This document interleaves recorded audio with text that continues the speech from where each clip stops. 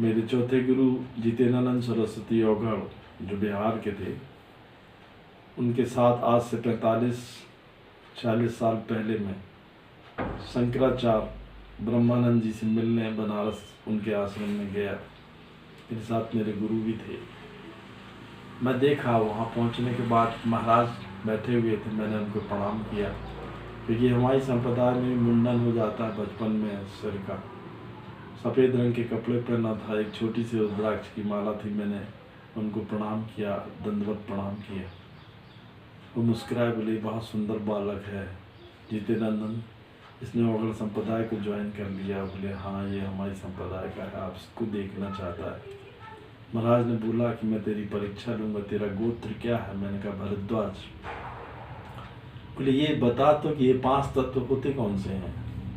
मैं बोला 5 तत्वों में पहला तत्व जमीन, जिसको पृथ्वी कहते हैं, दूसरा तत्व जल तत्व, तीसरा अग्नि, चौथा वायु, पांचवा आकाश।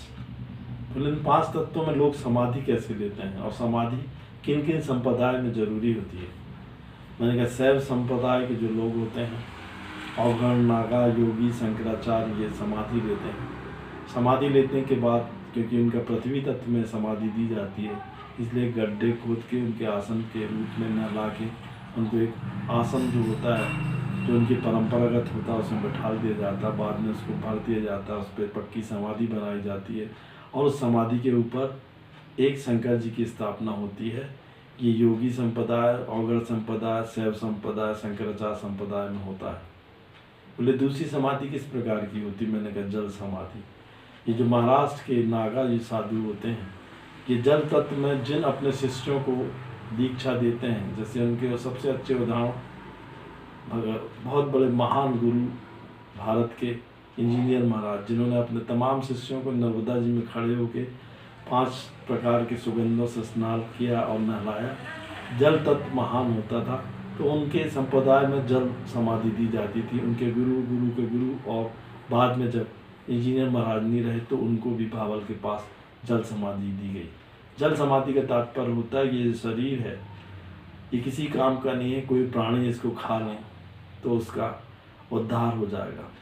तीसरी संप्रदाय के अंतर्गत अग्नि संस्कार होता है, जिसमें लोग अपने व्यक्ति को जो संसार छोड़ के जाता है, उसको शमशान में ले आकर चिता के ऊपर लटा कर उसका अग्नि संस्कार करते हैं, और उसकी भस्म हो जाती है। उस बात का उसको सिद्ध करती है कि संसार में इंसान को किसी चीज़ का गरूर नहीं करना चाहिए, धन दौलत, शरीर, संपत्ति, पत्नी, बच्चे, क्योंकि ये जल के खाक हो जाएंगे और भस्म किसी काम की नहीं होती। उन्होंने बोला चौथा आकाश तत्व। मैंने आकाश तत्व बहुत कम हिंदुस्तान के और विश्व के लोग जानते हैं कि पारसियों में जब डेथ होती है तो उसको एक गुंबज के ऊपर पूरे शरीर को कपड़े उतार के रख दिया जाता है, और पक्षी उन मांस को खा लेते हैं शरीर का। मैंने उनसे पूछा, उनके धर्म गुरुओं से, तो वो बोलते हैं कि शरीर ने जो संसार में लोगों को कष्ट दिया है, तो शरीर को उन कष्टों को यही निवारण करना है।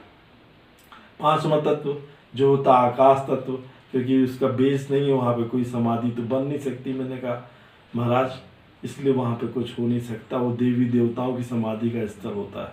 वो बड़े खुश हुए, मिलने लगे संसार में तू बनना क्या चाहता है? मैंने कहा औघड़ बन के समाज की सेवा करना चाहता हूँ। बोले तू निश्चित एक दिन बहुत बड़ा औघड़ बनेगा, तू संसार की सेवा करेगा, तू निष्काम कर्म करेगा। उनका आशीर्वाद आज फलीभूत है, और आज मैं वही काम कर रहा जो उन्होंने बताया था। इससे ऊंचा पूरा सुंदर शंकराचार्य में नहीं देखा। स्वरूपानंद जी और हमारे बहुत सारे लोग, जिसमें महर्षि महेश योगी भी उनके शिष्य रहे। ब्रह्मानंद जी ने बहुत जगह तपस्याएं की, बड़े योग्य शंकराचार्य थे। अंत में जाते समय उन्होंने पूछा कि जो शंकराचार्य लंबी उम्र तक जीते हैं और जो कम उम्र तक जीते हैं, उसका रहस्य क्या है? मैंने कहा ये तो परमात्मा के हाथ में है महाराज जी।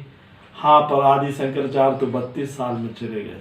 जो इंसान सब समझ जाता है, उसको शरीर से मोह नहीं होता, 5 तत्वों से मोह नहीं होता, वो जल्दी चला जाता है। जो सुख भोगना चाहते हैं वो लंबा रहते हैं। जय सिया राम।